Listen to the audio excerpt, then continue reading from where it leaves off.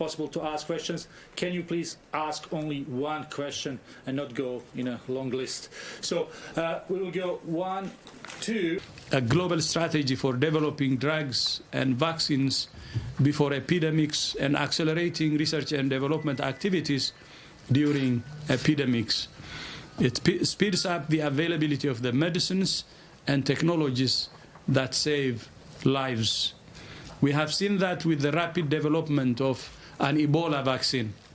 But vaccines and therapeutics are not silver bullets, and they will take time to develop.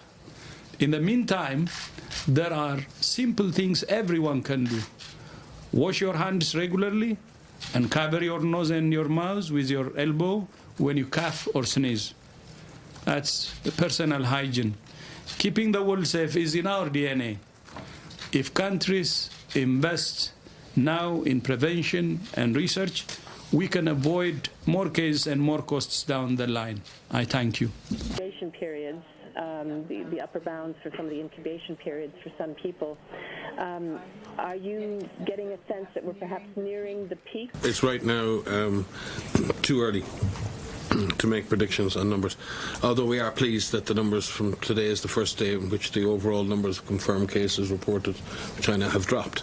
And so we're thankful, and I'm sure our colleagues in the front line in China are thankful for that too, but that is very difficult to make any prediction related to that. We're still in the middle of an intense outbreak, and we need to be very careful on making any predictions. People really do need to be in hospital, or whether that's just a kind of a precautionary measure. Or the big things that we're looking at are severity and transmission. And with regards to severity, we have a clinical network that we've pulled together that meets multiple times per week. We have clinicians that are actually treating patients across the globe, and they are sharing their experiences of dealing with these patients. And what we're seeing, and what we're hearing from these reports is that there is the full spectrum of disease. You have mild cases, which look like the common cold, which have some respiratory symptoms, sore throat, runny nose, fever, all the way through pneumonia. And there can be varying levels of severity of pneumonia, all the way through multi-organ failure and death. So it is that full spectrum of disease. What is important is to determine which proportion of those infected fall in that spectrum of disease. We know that their underlying conditions and advanced age make an individual more at risk for developing severe disease and death. Individuals who are over 60 years old have a higher risk of death. Individuals with underlying conditions like diabetes, like hypertension.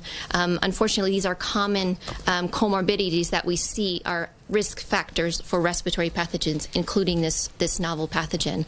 The clinical network is having very detailed discussions around the progression of disease. They're having detailed discussions about what are the certain types of characteristics of these individuals, looking at pregnant women, if pregnant women are infected. And so more will... Gender and age and